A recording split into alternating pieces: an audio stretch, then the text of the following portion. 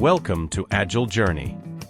Our focus today is on scaling Agile, how to apply Agile principles to larger teams and organizations. This concept utilizes a scaling framework to integrate multiple teams within an organization. It outlines how smaller units can collaborate with larger systems to achieve successful outcomes. The Agile world offers several frameworks for scaling teams, including Scrum of Scrums, Nexus, SAFe, LeSS, and the Spotify model. These frameworks all share a common goal: facilitating collaboration between teams. Some, like SAFe, are particularly well suited for large enterprises. However, I believe these frameworks have limitations. Let's explore some real-world scenarios that highlight the need for my proposed concept.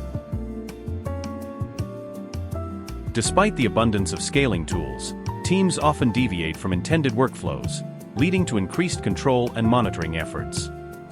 In some cases, teams find alternative approaches that benefit them but may not align with the organization's overall goals. We, like many others, were impressed by the Spotify model back in 2012. Its emphasis on empowered squads, tribes, chapters, and guilds offered a compelling way to manage large Agile teams.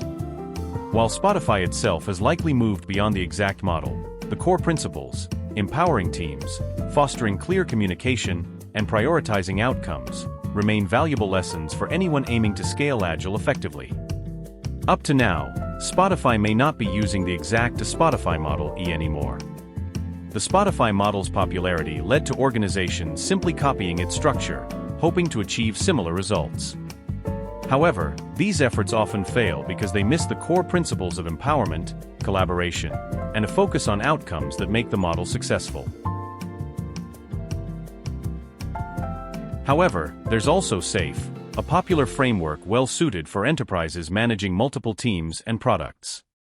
It uses a release train engineer (RT) to coordinate teams and ensure they're all working towards the same goal. But a challenge arises when one team falls behind, as it can delay the entire program's progress. Sounds reminiscent of waterfall, doesn't it? The idea is to create small, high-performing teams that can operate independently but remain connected for better communication and collaboration. To achieve strategic goals, when a campaign raised, all teams come together to form a collaborative alliance. Each team sends a representative to an integration team, similar to a Scrum of Scrums. This dedicated team focuses solely on synchronizing efforts related to the goal and identifying any dependencies between teams.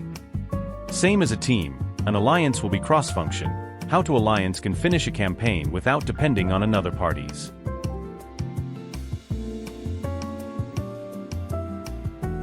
When alliances have conflicting priorities, they can hold a strategic planning session, coined a strategy meet, to tackle a critical question: how can we maximize the value delivered towards our business goals? This session allows them to collaboratively prioritize activities and realign their focus.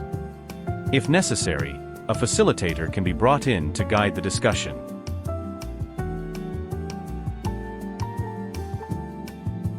The idea of release trains in SAFe can now be considered as recurring trains.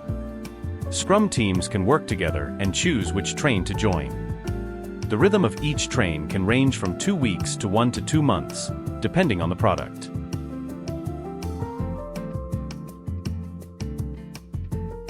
Based on this process, the Alliance integration team will book a slot on the train if they believe the packages can be delivered. They will then gather all packages from the teams. The teams that missed the train will wait for the next one. Same as undone work should not be included in the deliver package. But your train consistently delivers working software. Finally, the integration team will control the release train to ensure delivery. Teams will book slots when it makes sense. The integration team constantly keeps the product build moving train by train. Dependencies are a key focus for the integration team, determining what needs to be delivered together, what can go first, and what can go later.